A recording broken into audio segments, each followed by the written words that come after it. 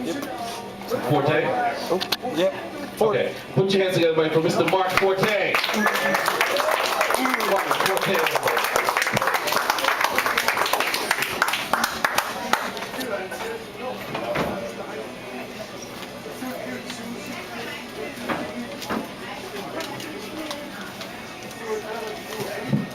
How you doing? You. Rock and roll! Ha ha ha. I had a prop for tonight, but didn't look like that. Last time I brought it out, I got arrested. It was in my bag. So I'm not going to pull that out for you tonight, because the last time I pulled it out, I got tased by 3 people, 3 moms. They're really fucking sensitive at those daycares.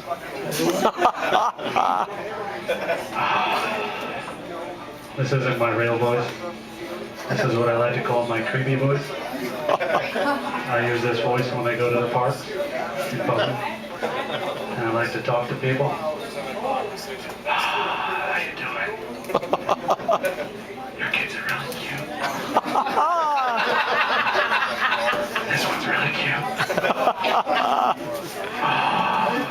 I can just eat him up. Hi, how are ya? Your kids are really cute. This one looks like you could use a tickle.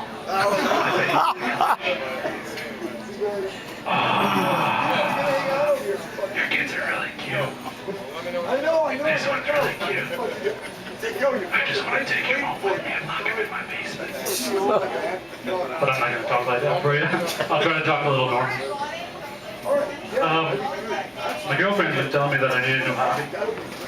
And growing this beard that makes me look like I just got back from a Iraqi concentration camp for the last 8 years is not my new hobby. Actually, my new hobby is I bought a trench coat and one of those cool hats that they have at American Eagle. It's like a fedora type thing with straw.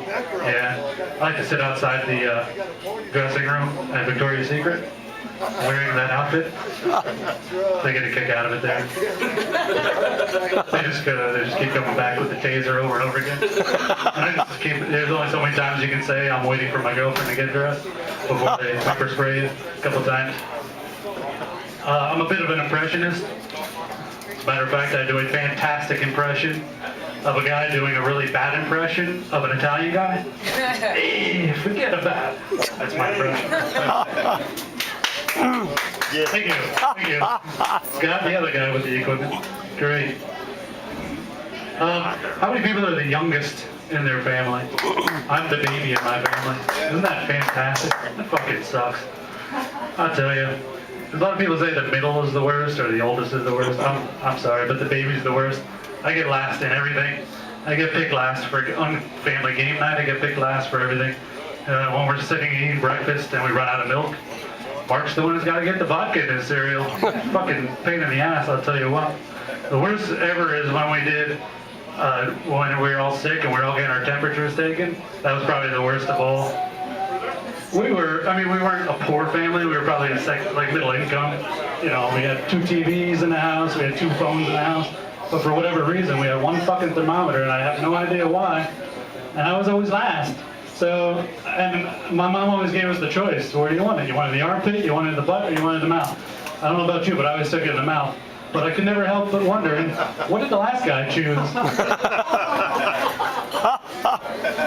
That's funny! Let's see, comedy, ugly people. Oh great, that's a good one. Comedy, ugly people. I chose comedy because comedy is a medium in which ugly people can actually get by on their looks. So good for me. I was on MySpace the other day. How many people were on that site? Nobody goes on that fucking site anymore. Come on, stop talking. You don't go on that site. I'm sorry. I was on MySpace the other day, last week, and it reminded me of a time when I saw one of my ex-girlfriends homeless and lying face down in a puddle of her own urine. That's what it felt like to be on MySpace last week. I was on there and I was doing some research, looking up some other comedians and seeing like what they've done and some jokes, just trying to get some inspiration for something funny. Because God forbid I'm actually funny when I come up here. So I was on this female comedian site, and I was looking at some of the comments that people have left. I don't know if you remember MySpace, but MySpace is all about the comments. Like the guys who are like 42 years old and sit at home and just jacking off to whatever girl was on MySpace at the time. Well, I saw this girl and she was on there. She was just a comedian, and her pictures were all pictures of her standing on stage, like doing comedy. It wasn't like she was like doing a peace sign in the mirror or peeing on a toilet while her friend was sitting on her lap making out with her while doing the peace sign in the mirror. But it was showing pictures of her bunny rabbit, whatever that thing is when you go tanning, you put the little bunny sticker on it. But she was just sitting there she was just standing there taking normal pictures or whatever. And I saw some guy left a comment that said, she was a comedian obviously, and the guy left a comment that said, "Hot girl and funny, very rare." That's interesting, because I want to know what college gave this fucking dude a degree that made him an expert on the statistical probability of a girl actually being hot and funny at the same time. I just want to know where that came from. Like, is there a college that you go to for that, to learn that stuff? That's funny. I thought it was funny. Anybody dress up as superheroes when you were little? I'm sure every guy in this room has dressed up as a superhero in their room. Yeah, when I was little, I used to dress up like all the Batman, Spider-Man, Superman, whatever. I dressed up as everyone. I had underoos, whatever. Same difference, all the same stuff.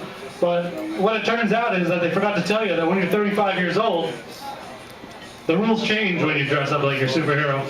For example, the other day a couple weeks ago, I've been out of prison since, but I was in my neighborhood, and the neighborhood kid had fallen down on his bike, and he was all cut up and stuff. I thought, well, I should probably spring into action. So went into my house, put on some spandex, put on my tights, went outside, picked him up, carried him back to his house, thinking I was going to get some sort of praise from the mom and dad. I don't know if it was praise. It was pepper spray, and it was a taser, and I got arrested. And I can tell you that if you live in a cul-de-sac, it's very difficult to get to work without breaking the terms of the restraining order that was put against you, and getting within 50 yards of the kid that you're trying to get away from. But that's about all I have for you. One more joke before I leave. That's on my piece of paper right here. Easter. I know we've talked about Easter already. Everybody's talked about Easter. But Easter is a funny holiday. What I call Easter, I call that a cruel joke that we play on our kids. Actually, all holidays I consider a cruel joke that we play on our kids. Easter especially. I mean, what do you tell your kid when you get that conversation? Dad, what's Easter all about? Well, you see, son, it's kind of complicated. See, some people believe that a Jewish man was brutally beaten for exercising his own set of moral values, was forced to carry a giant wooden cross through the desert for 40 days where he was left for dead. But don't worry, he came back to life on Sunday, and we celebrate that. Well, that's great, Dad, but why is there an Easter bunny at the mall getting his picture taken, and who gave me this purple egg? Well, you see, son, that's where the conflict spark comes in. See, other people believe that a acid-tripping bunny is going to break into your house tonight, lay some psychedelic eggs, and hide them all over the house so you can waste an entire Sunday morning trying to find them. And if you're really lucky, the narcissistic bastard will whittle a sculpture of himself out of chocolate, put it in a basket filled with pink grass, and lay it neatly in the center of our dining room table. So you see, son, the real meaning of Easter is nobody knows what the fuck the meaning of Easter is. So why don't you take some of that pink grass, go smoke it with your friends, and make up your own story. That's it for me. Thanks.